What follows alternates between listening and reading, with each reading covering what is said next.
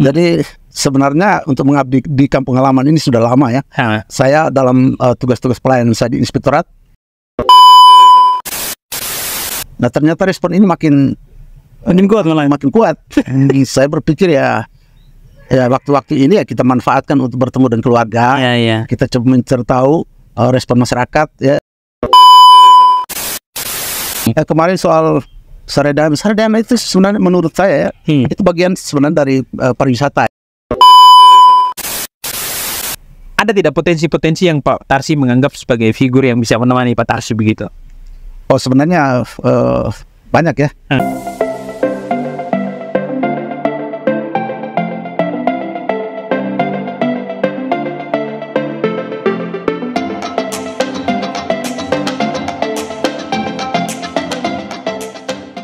Halo, selamat bertemu kembali di Ruang Tamu bersama dengan saya Andrea Tagoran, dan saat ini kami berada di Mario Cafe. Ini salah satu kafe yang cukup populer di Kota Loleba, Kabupaten Lembata, Provinsi Nusa Tenggara Timur. Dan teman-teman sekalian, ini sesuatu yang luar biasa sekali karena hadir bersama dengan saya pada hari ini ada seorang putra terbaik Lembata, Pak Tarsi Ape Labi ya. Selamat sore Pak Tarsi. Selamat sore. Apa kabar? Siap. Ya. Baik, sehat. Senang sekali, saya senang sekali bisa ketemu dengan Bapak Tarsi hari ini karena ini sebenarnya pertemuan pertama kita ya. Ya, benar. Pertemuan pertama kita, jadi saya perlu menginformasikan sedikit teman-teman. Pak Tarsi ini memang masuk bursa pilkada ya, bursa pilkada 2024, dan selama ini memang terus terang Pak Tarsi, secara saya coba cari literatur ya, Bapak seorang birokrat di Provinsi Nusa Tenggara Timur ya, benar ya? Jadi sekarang aktivitasnya masih aktif atau bagaimana Pak Tarsi? Ya, saya sekarang sedang aktif bekerja di Pemda Provinsi Nusa Tenggara Timur, di Inspektorat Provinsi. Di Inspektorat? Ya, Inspektorat Provinsi. Berarti kalau masuk bursa ini sebenarnya menjelang nih atau seperti apa nih? Sebenarnya saya mau mengakhiri masa pensiun ini dengan lebih cepat. Itu berarti bulan Mei. Mei 2024. Nah, itu target bulan Mei 2024. Itu pensiun dini atau? Ya, saya mengajukan pensiun lebih awal. Wow, luar biasa sekali ya. Awal dari rencana Oktober. Nah, dari rencana Oktober 2024. 2024 ya. Oke. Nah, Pak Tarsi putra dari Kedang ya. Putra dari Kedang dan masuk bursa. Kita sebenarnya tahu bahwa konstelasi politik di Lembata itu seperti apa. Dan memang biasanya kalau saya di sini sejak 2018 Pak Tarsi. Sejak 2018. Dan banyak orang yang bilang bahwa sebenarnya barometer politik Lembata itu ada di Kedang, tentunya itu ada di wilayah Kedang begitu. Cuman saya mau tanya dulu Pak Tarsi, sebenarnya niatan untuk maju ini kan banyak orang pasti punya niat ya, hanya tergantung kesempatan saja. Apakah Pak Tarsi merasa bahwa di masa menjelang pensiun ini saat yang tepat untuk bisa kembali mengabdi ke kampung halaman begitu? Oke, baik, terima kasih Pak Andre. Jadi sebenarnya untuk mengabdi di kampung halaman ini sudah lama ya. Saya dalam tugas-tugas pelayanan saya di inspektorat, ini saya selalu sering melakukan kerja-kerja di kabupaten. Di Lembata saya sering datang untuk melakukan pengawasannya, pengawasan pembangunan, pelayanan semua di sini. Pemerintah Kabupaten Lembata selalu menjadi objek objek pengawasan dari provinsi. Dan ya kalau ngomong soal pelayanan ya, di mana saja kita berada kita memberikan pelayanan. Ini kebetulan pas usia mau pensiun, ya saya coba mengalihkan perhatian untuk memberikan pelayanan lebih penuh ke Lembata gitu. Oke, ini masih energik sekali ini teman-teman. Saya pikir bilang, orang kalau usia pensiun itu kan biasanya ya secara fisik juga agak pasti agak menurun ya. Namanya pensiun kan produktivitas pasti menurun. Tapi ini saya ketemu sepertinya beda ini orang nih. Sangat energik dan sangat-sangat support. Pertanyaan yang berikutnya Pak Tarsi, apa sebenarnya yang mendorong Pak Tarsi untuk harus kembali ke Lembata dan masuk di dalam bursa calon bupati ini? Ya, jadi begini, sebenarnya 4 tahun lalu ada 2-3 partai politik yang bertandang ke rumah di Kupang, ke rumah saya. Saya tahu itu pikiran dari mana, tapi tiba-tiba ada partai politik yang coba datang ke rumah diskusi tentang persiapan begitu. Oh begitu. Ya, meminta saya persiapan untuk ke Lembata begitu. Nah, 4 tahun lalu saya sebenarnya belum punya pikiran untuk itu. Saya masih aktif sekali Tapi ya menjelang 2-3 tahun ternyata respon dari ya selain dari partai politik, dari masyarakat kelihatan respon masyarakat, terutama saya masyarakat dari wilayah Kiedang, ternyata positif ya. Positif. Dan saya coba melihat dan merespon harapan-harapan dari masyarakat. Saya pikir ya semua orang Lembata ketika misalnya diberikan kesempatan atau peluang, ya kita coba memanfaatkan ini dengan merespon harapan dari masyarakat. Nanti pada saatnya seperti apa kita belum tahu ya. Tapi ya kita berharap supaya merespon dulu segala harapan masyarakat. Pada saatnya kalaupun partai politik yang mendukung, ya kita coba akan masuk ke sini. Iya. Nah, jadi sekarang ini kan sudah mau sebentar lagi masuk mulai tahapan pengumuman pendaftaran calon. Setelah itu mulai pendaftaran calon. Jadi sebentar lagi nih di tahun 2024 ya. Sekarang sibuk bolak-balik terus nih Kupang Lembata. Ya, sebenarnya pertama saya setiap tahun mengambil cuti. Itu hak ya, hak pegawai negeri.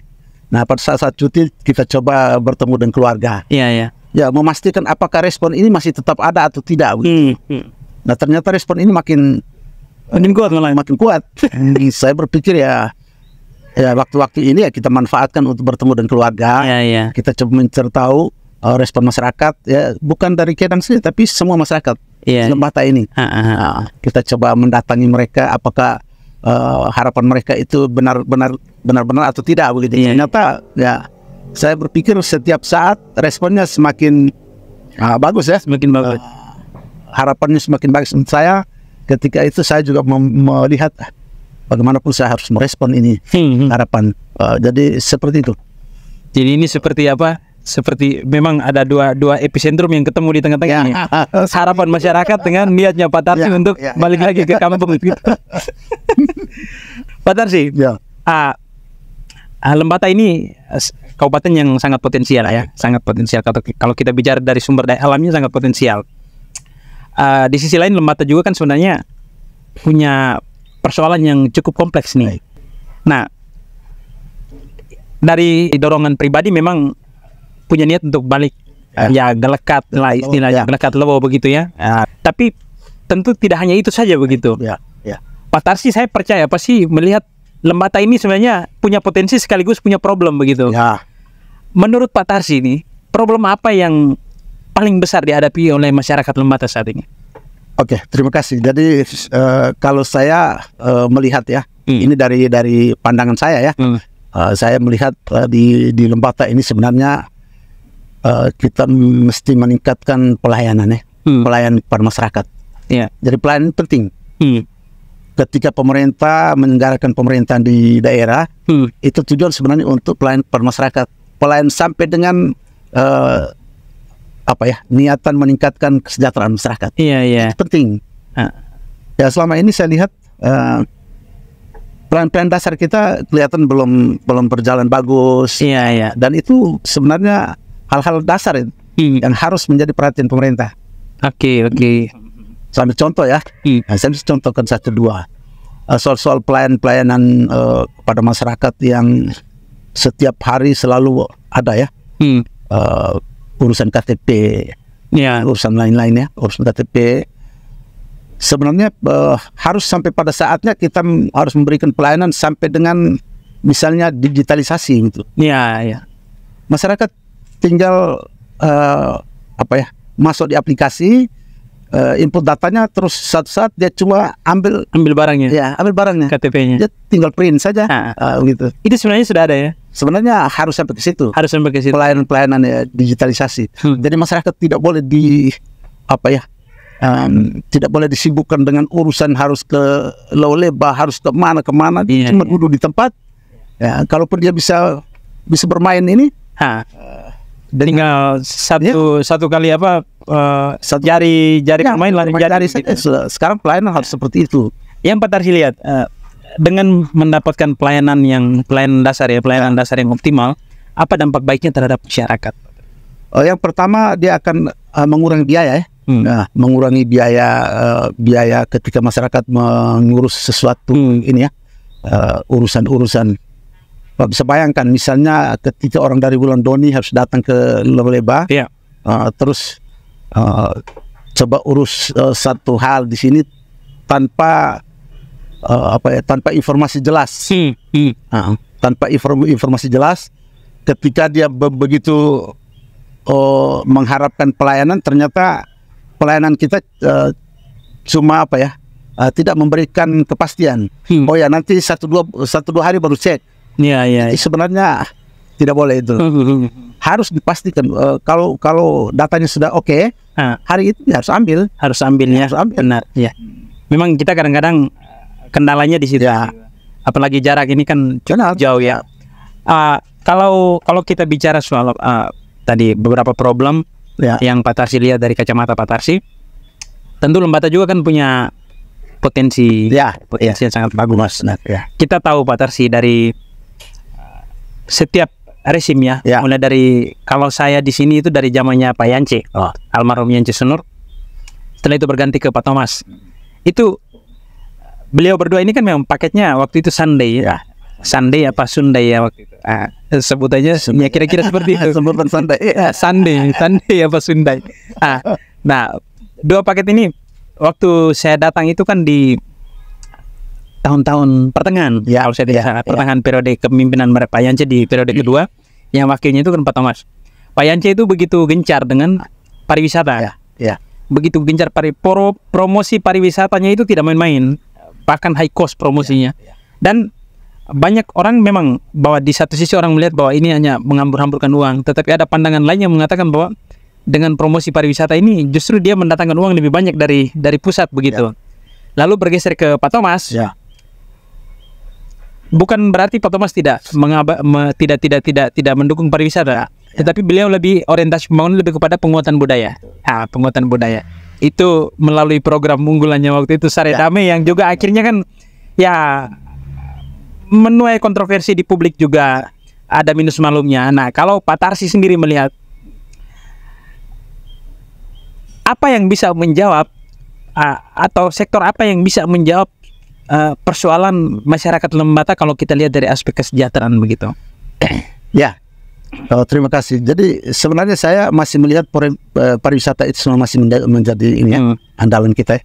Kemarin soal Sare Damai itu sebenarnya menurut saya itu bagian sebenarnya dari pariwisata. Dari pariwisata juga. Pariwisata. Jadi tinggal bagaimana dikemas supaya pariwisata ini bisa dinikmati oleh selain di dalam kabupaten, tetapi harus dari luar. Pariwisata ini kan harus dijual, dipromosi keluar. Dan itu menurut saya Pak Thomas sudah memberikan itu fokus ke budaya. Saya berpikir itu bagian dari pariwisata yang tidak terpisahkan dari kemarin program Pak Yance. Jadi sebenarnya Pak Thomas meneruskan. Menurut saya Sare Damai itu bagian dari pariwisata. Pak Yance menjalankan pariwisata, Pak Thomas meneruskan dengan penguatan budaya. Nanti Pak Tarsi ambil jalan tengahnya begitu. Pasti saya tetap pariwisata ini tetap menjadi fokus penting. Karena pariwisata itu akan membuka informasi kepada dunia luar bahwa ini ternyata di Lembata ada potensi ini. Jangan dianggap pariwisata kita soal di Lamalera. Nah, itu sebenarnya satu ikon pariwisata kita yang sebenarnya harus diekspor betul, itu tidak bisa main-main. Tradisi penangkapan ikan paus itu memang sangat luar biasa Pak. Karena itu satu-satunya di Indonesia. Dan ini sebenarnya potensi pariwisata di Lembata ini sebenarnya banyak. Ada pantai-pantai pariwisata yang bagus sekali. Pantai selatan itu belum saya lihat belum diarahkan ke sana ya. Problemnya di mana? Kalau saya sebenarnya pertama dari dari tingkat promosi iklan kita keluar. Yang kedua memang bagaimana orang harus ke tempat pariwisata ketika misalnya akses jalannya susah ya. Itu juga menjadi misalnya orang-orang yang mau syuting ke pariwisata yang bagus di sana, ternyata jalannya, yang kedua mereka melihat medannya susah ya. Itu harus akses harus bagus. Benar. Jadi memang infrastruktur dasar juga penting. Penting. Karena untuk menunjang pariwisata harus akses jalan, harus ke tempat pariwisata itu. Bukan untuk masyarakat saja, tapi sebenarnya untuk semua orang yang datang untuk menikmati pariwisata. Kan itu. Pak Tarsi, bicara soal pariwisata yang nanti juga harus didukung oleh infrastruktur dasar seperti listrik, air, dan jalannya. Lalu ya kita bicara ekonomi juga sama seperti itu, membutuhkan infrastruktur dasar nih. Nah, setiap kabupaten ini sebenarnya mereka memperebutkan anggaran nih, entah itu di anggaran yang dari sumbernya dari PAD ataupun juga dari kucuran dana dari pemerintah pusat dan provinsi ya. Nah, saya mencoba untuk menarik ke latar belakang Pak Tarsi sebagai seorang auditor nih, pasti tentu tahu bagaimana cash flow keuangan daerah kita itu seperti apa. Apakah ada optimisme tidak dari Pak Tarsi melihat bahwa sebenarnya infrastruktur dasar ini dibangun membutuhkan biaya yang tidak sedikit begitu. Bagaimana Pak Tarsi melihat hal ini untuk Lembata begitu? Ya, pertama kalau dari segi pendapatan asli daerah, sebenarnya masih ada ruang, untuk kita bisa mencari potensi penerimaan asli daerah ya. Tentu kita tidak mengganggu misalnya masyarakat ya. Tapi sebenarnya kelas ekonomi ke atas bisa kita ganggu untuk mendapatkan PAD. Saya ambil contoh, membuat reklame, papan reklame.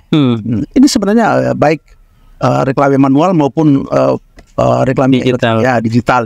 Ini penting. Kita menangkap peluang pendapatan asli daerah untuk kelas menengah ke atas. Kalau soal ya pendapatan asli yang lain, sumber-sumber yang lain, sebenarnya sekarang ya mungkin kalaupun ada kenaikan ya tidak terlalu, tapi ada potensi-potensi yang lain seperti tadi saya bilang, potensi ya misalnya kita membuat iklan reklame atau lain sebagainya. Itu potensi pariwisata yang harus dan itu di kelas menengah ke atas kita harapkan 1-2 tahun ya sebenarnya masih ada peluang itu. Masih ada peluangnya. Dan itu kita bisa pakai untuk ya memang kalau untuk pembangun secara Lembata secara keseluruhan tidak mungkin ya. Tetapi ya paling tidak ada ruang-ruang atau potensi-potensi PAD yang ya memang PAD Lembata juga kan tidak besar-besar amat saat ini kalau dibandingkan dengan kabupaten lainnya. Saya kalau tidak salah itu pemerintah setiap tahun selalu menargetkan 100 miliar. 100 miliar, setelah itu turun 75 miliar karena COVID waktu itu kalau saya tidak salah. Tapi juga tidak pernah mencapai target ini. Tidak pernah mencapai target. Tugas seorang kepala daerah kan seharusnya itu bagaimana dia meningkatkan sektor PAD ini. Nah, Pak Tarsi melihat bagaimana cara optimalisasi sektor PAD. Satu sudah dikasih contoh tadi, retribusi misalnya iklan misalnya. Untuk layanan iklan seperti papan reklame misalnya. Ada hal lain tidak yang perlu dioptimalisasi, Pak? Ya, saya sebenarnya melihat ada potensi lain. Sebenarnya pariwisata ini ada tempat-tempat di mana harus kita kelola. Pemerintah daerah harus kelola ini tempat pariwisata. Ya, paling tidak ada retribusi yang bisa diambil dari objek pariwisata itu. Ya tidak besar-besar, tapi paling tidak menambah PAD ini. PAD yang ada di Lembata. Selain itu ya tadi saya sudah katakan reklame dan itu kita pasang tempat-tempat strategis yang wilayah Lembata ini kan luas. Benar. Tinggal dikelola. Yang kedua ya harus dikendalikan, harus diawasi.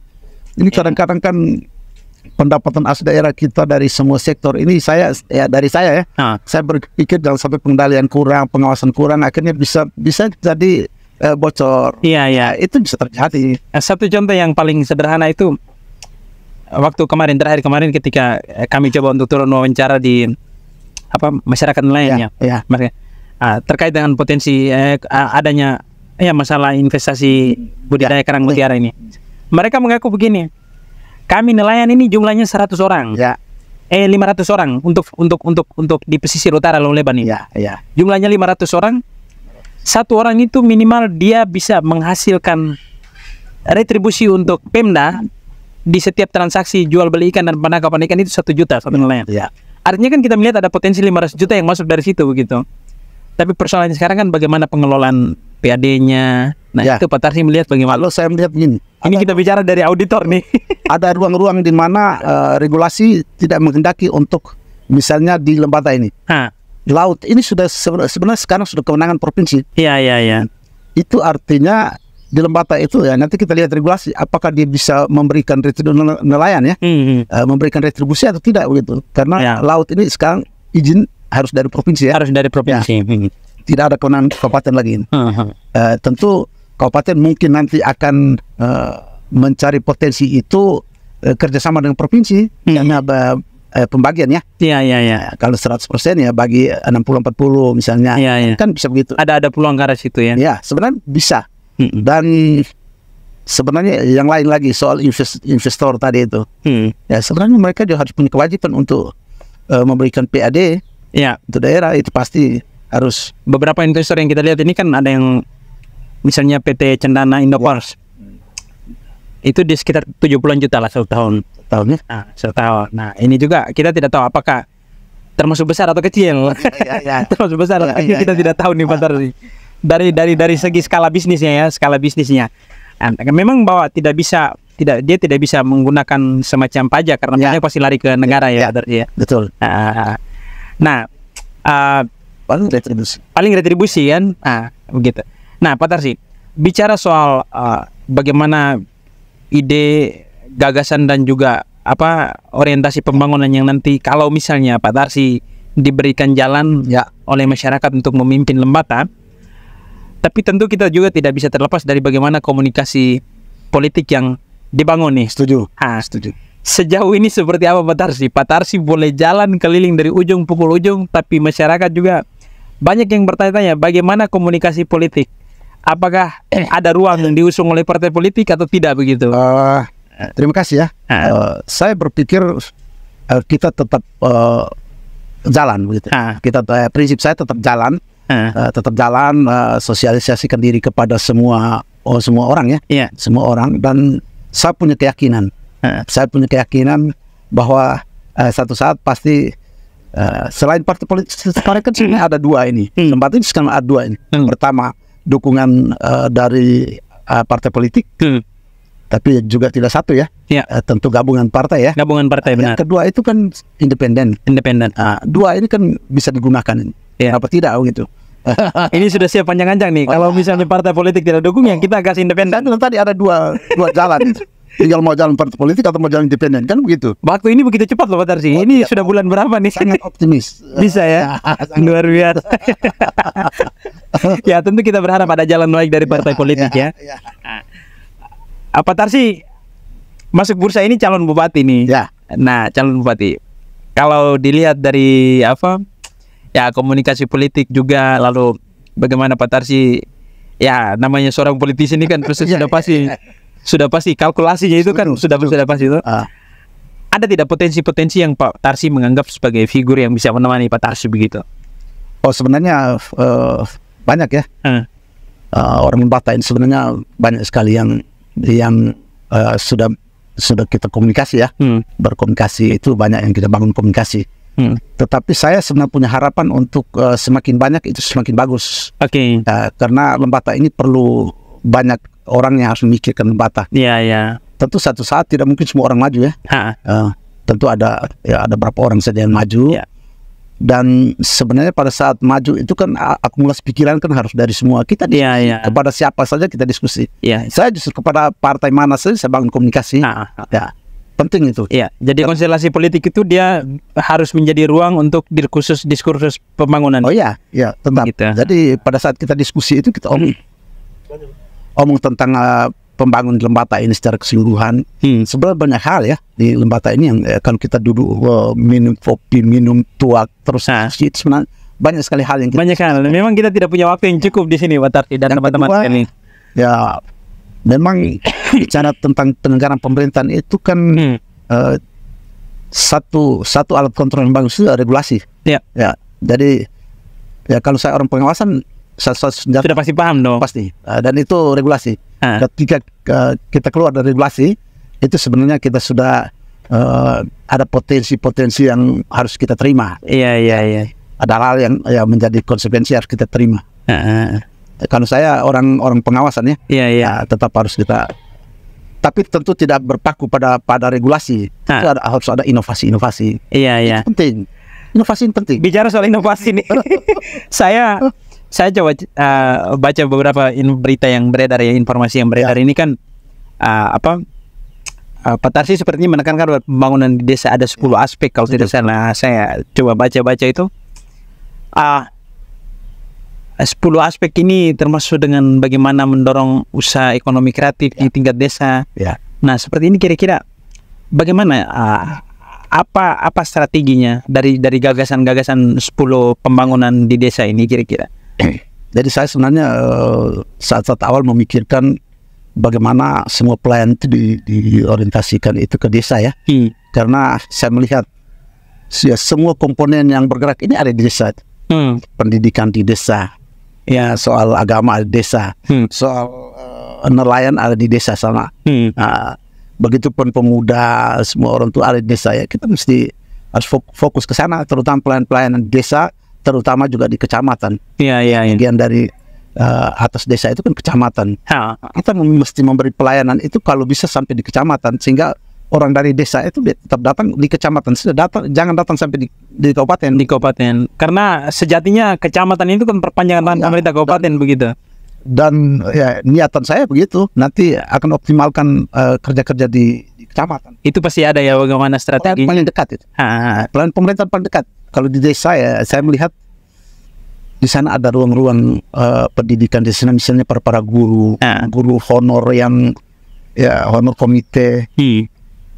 Itu harus harus diberikan apa ya insentif yang yang memadai begitu. Kasihan nih saya melihat, dan itu bisa kita pakai ruang itu. Jadi memang kalau kita bicara soal kesejahteraan guru honor, dia selalu dihadapkan dengan persoalan keterbatasan anggaran daerah, Pak Tarsi.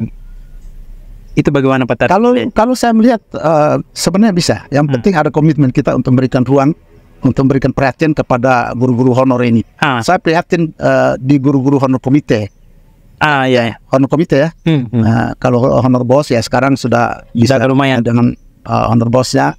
Tapi honor guru komite itu harus diberi insentif yang cukup. Bila perlu dia harus sama. Harus sama dengan honor bos. Kasihan. Dan itu penting karena mereka melaksanakan tugas yang sama. Guru PNS, guru honor sama tugasnya mengajar. Dan itu harus dikasih perhatian. Pak Tarsi luar biasa sekali nih. Senang sekali kita sekitar 30 menit ngobrol nih Pak Tarsi. Banyak hal yang sudah kita kupas dari tadi. Dan kita masih random nih. Saya berharap nanti mudah-mudahan ada kesempatan berikutnya kita bisa bicara lebih fokus ke setiap aspek pembangunannya. Mudah-mudahan kita bisa ketemu lagi. Terima kasih banyak Pak Tarsi dan teman-teman sekalian. Ini bisa menjadi referensi teman-teman untuk mengukur kira-kira sejauh mana peluang, potensi dan juga siapa yang layak untuk didorong menjadi Bupati Lembata periode 2024-2029. Kita berharap mudah-mudahan proses demokrasi ke depan ini bisa berjalan dengan baik untuk pembangunan di Kabupaten Lembata. Dan terima kasih banyak untuk Mario Cafe yang sudah menyediakan tempat gratis untuk kami. Dan teman-teman jangan lupa untuk berkunjung ke sini. Ini tempat yang sangat nyaman dan juga kalau teman-teman datang ke sini pasti akan sangat rileks. Dan Pak Tarsi, terima kasih banyak. Kita tunggu bagaimana pergerakan politiknya ke depan. Nanti kita akan update lagi. Sampai jumpa teman-teman semua. Terima kasih. Terima kasih Bapak.